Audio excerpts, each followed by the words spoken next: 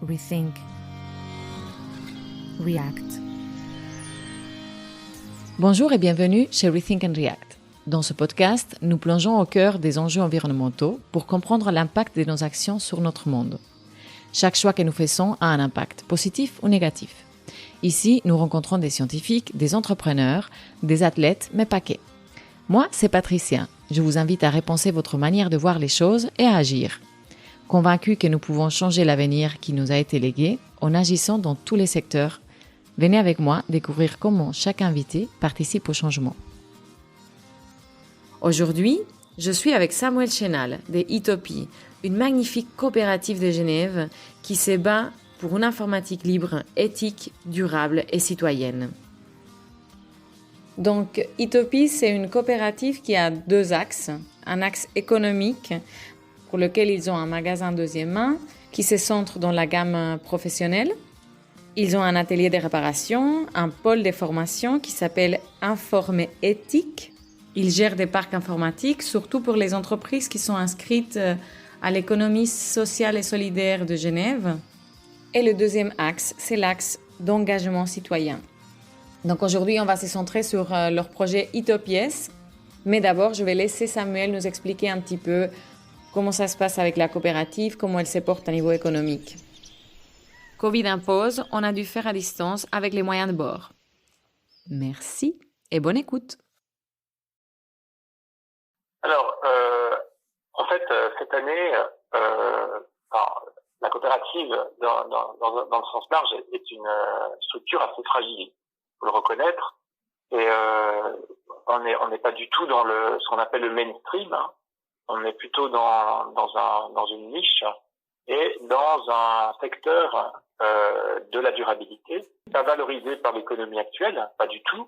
Hein, je veux dire, on peut trouver des ordinateurs dans les grandes surfaces pour 400 francs. C'est largement sous-évalué en termes de la valeur du travail et de la valeur des matières qui sont à l'intérieur. Pour nous, la réparation de matériel informatique, ça reste une activité qui est très peu rentable. On doit trouver des astuces pour pouvoir s'en sortir. Donc, c'est une structure qui finalement est assez fragile. Mais malgré tout, donc on a eu une période difficile aux alentours de 2016-2017.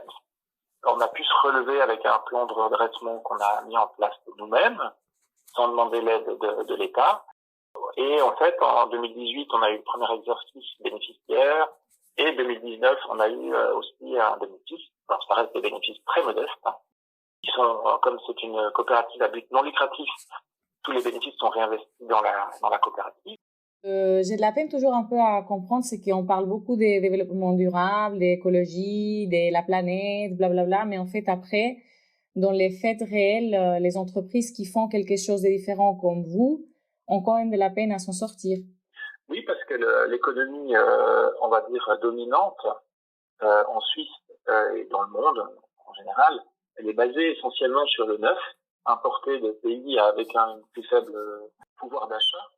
Puis aussi des ressources humaines qui sont, on va dire, pressurisées par des entreprises qui n'ont pas les mêmes droits finalement, les mêmes devoirs qu'en Suisse.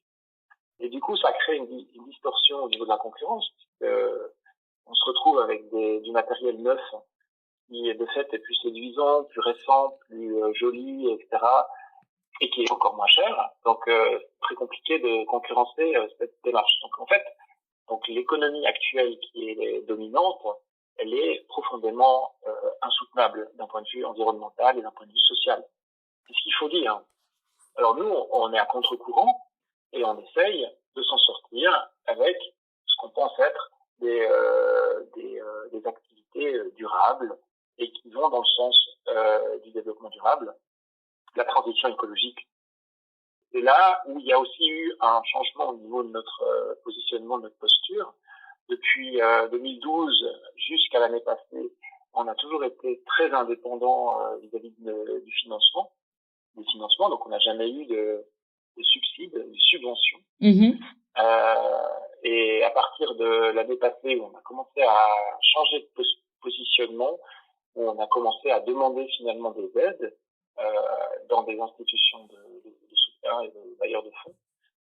et on a obtenu un premier fonds pour un projet qui s'appelle Itopies. Ça tombe bien dans ce podcast parce que le projet Itopies est réellement le symbole de l'économie circulaire. Et puis c'est quoi alors ce projet Itopies? Donc c'est une ressourcerie de pièces détachées. D'accord.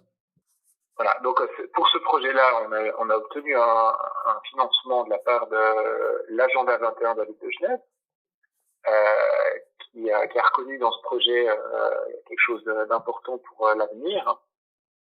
L'idée, c'est effectivement de pouvoir disposer en Suisse et en particulier à Genève de pièces détachées informatiques utilisables dans la réparation. Parce qu'à l'heure actuelle, très souvent, les pièces détachées, on les commande sur des sites de e-commerce étrangers. Et dans le meilleur des cas, elles viennent d'Angleterre, d'Allemagne et dans le pire des cas, de Chine. Donc, très souvent, même quand les pièces viennent de Chine, elles viennent en avion. Donc, vous imaginez que la logique en termes de durabilité, elle est très compliquée à tester, puisque oui, il faut réparer du matériel informatique pour le faire durer le plus longtemps possible. Par contre, s'il vient en avion, là, on est contradictoire. Je me disais, c'est toujours mieux quand même de pouvoir réparer un ordinateur qui avait le jeter, entre guillemets, et puis en acheter un nouveau. Alors, j'ai pas fait l'analyse de cycle de vie entre le fait de jeter un ordinateur qui pourrait être encore fonctionnel et le fait de commander une carte mère ou un écran sur Alibaba et puis le recevoir par avion. Ouais. Là, j'ai pas fait l'analyse, mais je pense que la réparation est toujours profitable pour l'environnement. On est d'accord. Mais il faut qu'on trouve une solution pour éviter de devoir commander des pièces à l'autre bout du monde et surtout d'avoir ces pièces qui viennent en avion. C'est juste clair. Et la solution d'Itopies, elle est là pour répondre à ce problème. Et puis alors, c'est quoi la solution? Ça serait quoi? C'est de récupérer les pièces localement et de réutiliser les pièces localement. En fait, en y réfléchissant, la globalisation de l'économie pose énormément de problèmes. Je ne parle pas de la globalisation globale, au sens large, où on parle plutôt de la culture, des échanges diplomatiques, de tous ces aspects-là qui sont à mon avis importants d'avoir et qu'on avait peut-être moins à l'époque. Mais la globalisation économique a apporté énormément de problèmes, notamment la désindustrialisation de l'Europe, et ce qui fait que voilà, on est contraint, on est dépendant de pays très éloignés, on est dépendant de transports extrêmement polluants, et on est pris au piège parce que cette économie dominante nous oblige à utiliser du matériel informatique de pointe. Et pour l'utiliser, on doit soit acheter du matériel qui provient massivement de ces régions-là, soit commander des pièces pour les réparer. Et puis du coup, comment vous pensez pouvoir faire récupérer ces pièces ici à niveau local? Ce qu'on a commencé à faire, c'est un partenariat avec une institution à Genève qui s'appelle les EPI, Établissement public pour l'intégration. Au sein de cette institution, il y a un département qui s'appelle Écologistique, et on a un partenariat avec eux.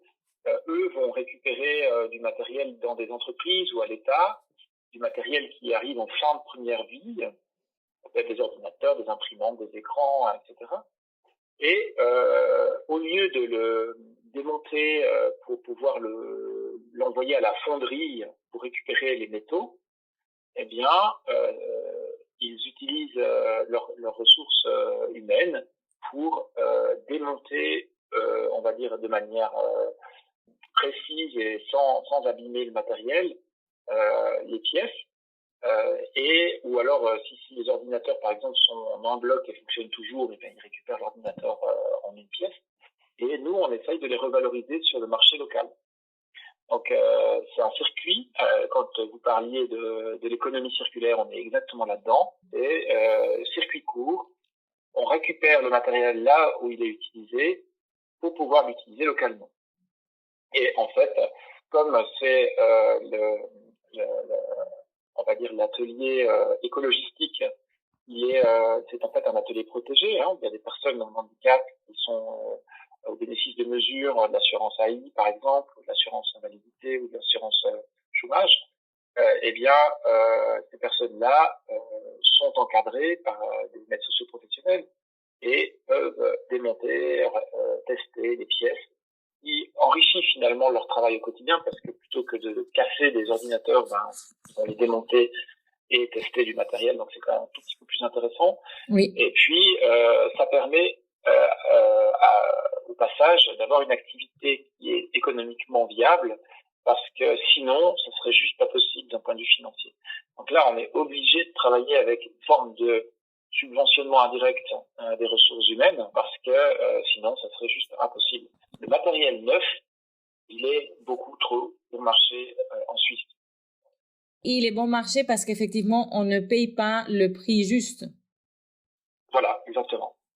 Il est beaucoup trop bon marché parce qu'on ne paye pas le prix juste, on ne paye pas les externalités négatives quand on discute d'un point de vue environnemental et social, c'est-à-dire tout ce que cette fabrication coûte réellement à l'environnement et aux populations locales. Est-ce que tu as un conseil à donner pour celles et ceux qui nous écoutent? Viser l'occasion, mais l'occasion de gamme professionnelle.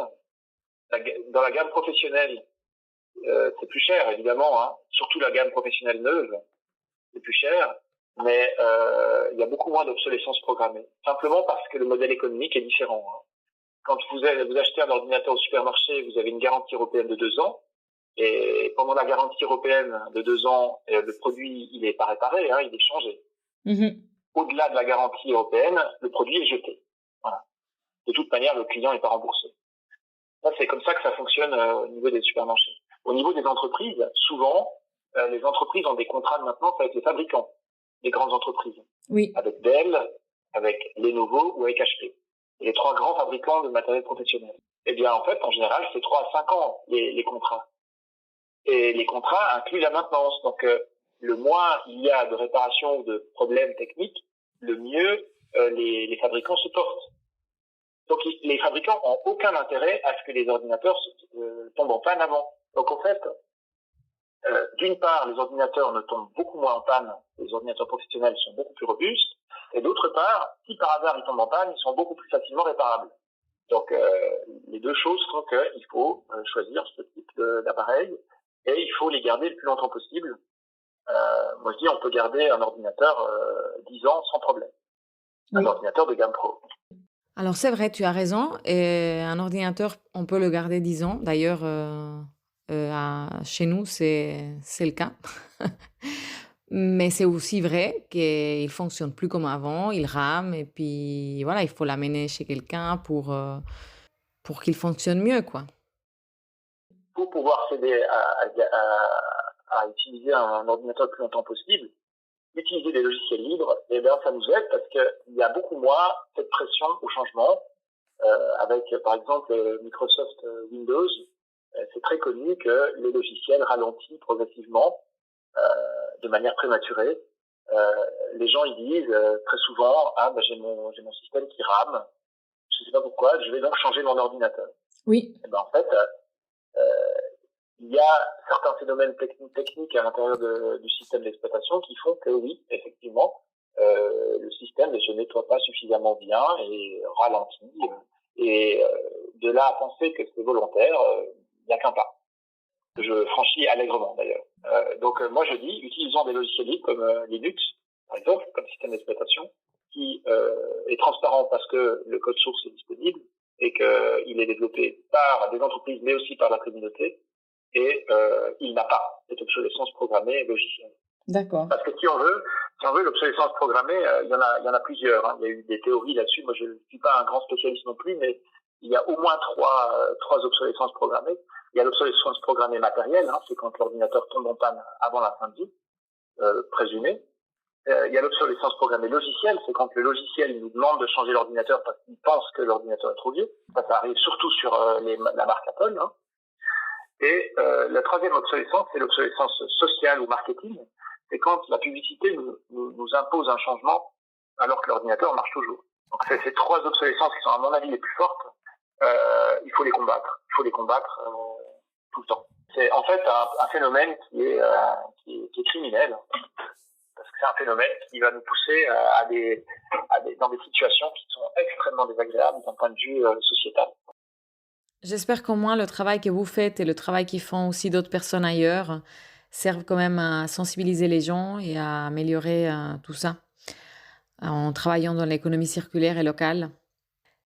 Est-ce que tu aimerais encore ajouter un dernier conseil concernant notre rapport à l'ordinateur ou à la technologie en général? Moi, je dirais qu'il faut faire très attention à la consommation d'écran, c'est-à-dire à l'addiction aux écrans, parce que ça a été prouvé, hein, c'est un phénomène qui est addictif. Ça veut dire qu'il faut revaloriser le livre. Ça peut donner l'impression d'être un peu, on va dire, vieille école, hein, mais je pense que c'est capital de revaloriser le livre comme activité plutôt que d'utiliser le téléphone portable ou l'ordinateur. Mhm. Moi, je suis toujours frappé dans les transports publics, hein, quand j'entre dans un wagon, je vois des dizaines de personnes qui sont courbées sur leur téléphone. Et souvent, c'est pas forcément des choses qui sont intellectuellement poussées, hein. Des jeux un peu stupides et qui font passer le temps et qui surtout empêchent toute réflexion en fait et tout esprit critique. Et c'est ça un des problèmes que je vois, c'est que le smartphone en particulier crée finalement une situation où les gens sont verrouillés en termes de réflexion, en termes de pensée critique. Et ça vient de tous les artifices des smartphones qui nous font simplement passer du temps sans qu'on voit passer le temps. Voilà. Mais à la fin de la journée, on se rend compte qu'on n'a rien fait. Il faut revaloriser les relations interpersonnelles avec des amis, etc. Alors c'est clair qu'en temps de Covid, c'est compliqué, mais il faut revaloriser les relations sociales, le lien social, très important, et les livres. Et puis les activités qui ne nécessitent pas de la technologie. Il faut garder un lien avec l'environnement, se balader dans la forêt, se balader au bord d'un lac, avec des amis, sans amis, tout seul, qu'importe, faire du vélo. C'est primordial de rester en contact avec l'environnement.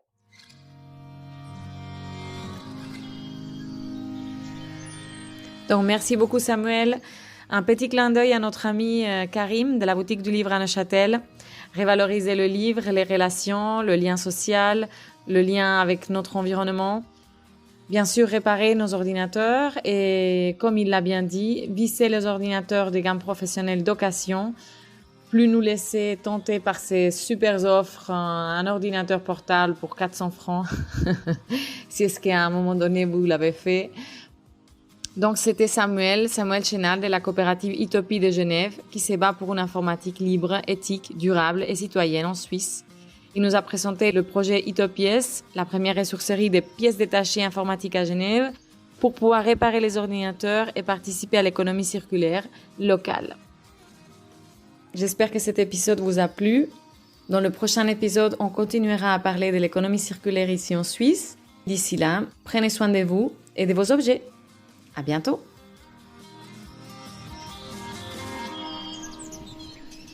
Rethink. React.